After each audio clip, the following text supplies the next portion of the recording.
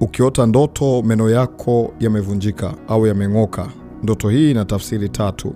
Kati ya hizi tafsiri kuna moja ambayo ni sehemu ya ndoto yako, na ukiona unailinganisha inahusiana na ndoto yako, basi hiyo ndio tafsiri sahihi katika kipindi ambacho Mungu anakusemesha kwa njia ya ndoto. Ukiota ndoto meno yameng'oka au yamevunjika, ishara ya kujulishwa kwamba kuna ajali inakufuatilia. Hii ni roho ya ajali, kwamba unaweza kupata ajali au hasara, ambayo hiyo hasara imetokea au inatokana na wewe kutokuomba. Kwamba kuna hasara au ajali inaweza kutokea, maana Mungu anakukumbusha kwamba uombe uikemee hiyo ajali, roho ya hasara, roho ya ajali isitokee kwako. Unaweza kupata hasara au kupata ajali fulani katika maisha yako. Kwa hiyo Mungu anakukumbusha na anakusemesha kwamba omba ajali hiyo isitokee, omba hasara hiyo isitokee. Lakini maana ya pili ya ndoto ya kuota meno yako yameng'oka au jino lako limeng'oka, inamaanisha kama uko kwenye ndoa, kuna roho ya magomvi inaweza kutokea ambayo imesababishwa na adui ameingilia kati. Kwa hiyo unatakiwa uombe kwa ajili ya ndoa yako, na kama kuna vitu ambavyo umepishana ambavyo unahisi kwamba ni makusudio ya kawaida, basi ni jambo la kiroho, maana yake inatakiwa uangalie namna gani ya kuweza kushinda jambo hilo. Na kama hauko kwenye ndoa, uko kwenye mahusiano, utakuta mahusiano yako kuna changamoto itatokea kwenye mahusiano, kwa sababu meno yanawakilisha katika imani silaha. Kwa hiyo kama Mungu anakusemesha, maana yake kuna silaha zako za kiroho au nguvu yako ya kiroho maana yake imekuwa ni ndogo, na mara nyingi adui anaweza kashambulia maeneo haya mawili ambayo nimekuambia. Huenda kuna roho ya ajali na kufuatilia, lakini pia kama uko kwenye ndoa, kwenye mahusiano au una jambo lolote, kuna chochote kinaweza katokea. Kwa hiyo unatakiwa uombe ili hilo jambo lisitokee. Kitabu cha Zaburi ya 58 na ule mstari wa 6 anasema, Mungu uyavunje meno yao vinywani mwao, Bwana uyavunje magego ya wanasimba, nao watoweke kama maji yapitayo kwa kasi. Utaona kwamba meno ilitumika kama silaha ambayo ilikuwa inazungumza mahali hapa. Sasa silaha ya kushambuliana na adui ni maombi.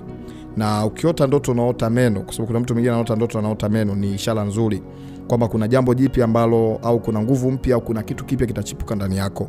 Lakini ukiota ndoto meno hayo yanavunjika, maana yake sio ishara nzuri, au meno yanang'oka, sio ishara nzuri. Lakini maana ya tatu, mtu ambaye unaota ndoto meno yako yameng'oka au yamevunjika, inamaanisha kwenye familia yenu kwa asili huenda kuna roho ya meno ya mwilini haya ya kawaida yana shida. Yani kuna watu ambao kwa asili meno ya familia au meno ya wanafamilia yanakuwa ni mabovu.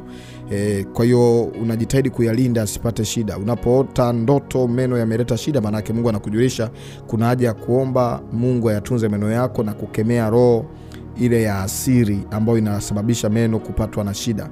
Utakuta kuna mtu umeng'oa meno kadhaa na ulimwambia Mungu, sitaki kuendelea kung'oa meno kwa sababu ya umri wangu. Kwa hiyo unakuta Mungu anapokuotesha ndoto hiyo, maana yake uombe kuna mashambulizi yanatafuta meno. Yani roho ya uharibifu inatafuta kinywa chako, inatafuta maisha yako. Kwa hiyo omba hiyo roho ya asiri ya meno kwa mabovu isiendelee na isifanyikiwe kwako, na baada ya hapo utakuwa umefanya kitu kizuri. Tuingie kwenye maombi ya kuomba sasa.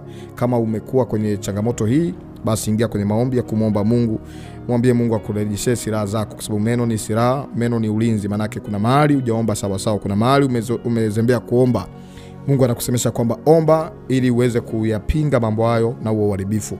Bwana Mungu, tunaomba rehema, kwa sababu kuna mahali tumekosea kama wanadamu, hatujasimama kwenye zamu zetu. Ulitusemesha na umezungumza na sisi, lakini bado tumekuwa watu wenye shingo ngumu. Kuna mtu ambaye ameota ndoto hii mara kwa mara, lakini haelewi afanye nini. Mwingine ulikuwa unamsemesha ingia kwenye maombi ya kufunga na kuomba. Mwingine ulikuwa unamsemesha ingia kwenye maombi ya kuomba mpaka uharibifu umetokea, na anakuja kujua kwamba ndio maana niliota ndoto ile. Mungu, ninaomba ukutane na mtu huyu. Mfungue Bwana, yafungue maisha yake na kataa roho ya giza.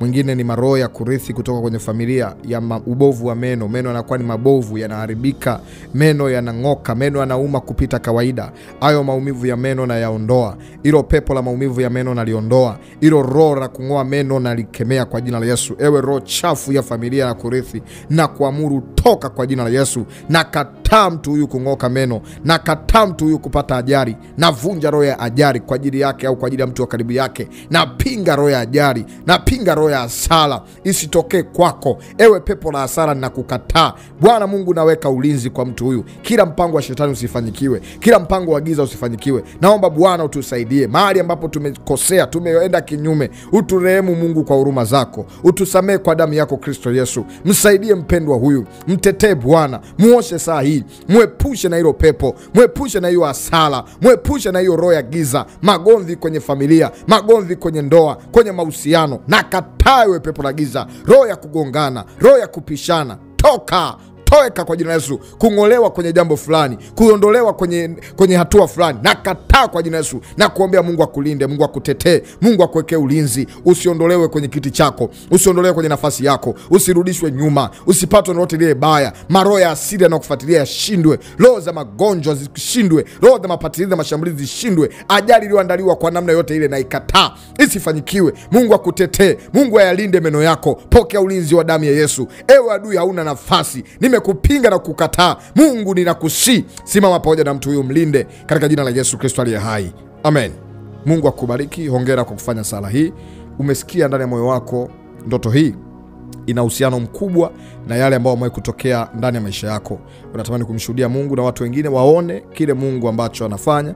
Basi karibu kwenye uwanja wa comment Mungu amefanya nini, au nini kiliwahi kutokea kwako, na nini ambacho kilitokea ambacho kinahusiana au kina mahusiano makubwa na hii tafsiri. Mungu akubariki sana. Lakini wewe ambaye unanifuata kwa njia ya mtandao wa kijamii, unaweza kubonyeza alama ya kusubscribe mahali hapo ili uwe wa kwanza kupokea vipindi vya kiroho. Unaweza kubonyeza alama ya kufollow ili uwe wa kwanza kupokea vipindi vya kiroho. Natamani unifuate moja kwa moja, tuwasiliane. Karibu tuwasiliane kwa njia ya WhatsApp kwa namba inaonekana kwenye screen yako iliyoandikwa WhatsApp. Mungu akubariki, akutende mema. Mimi ni mwombezi Pastor Godwin Ndelwa. Ubarikiwe, uwe na wakati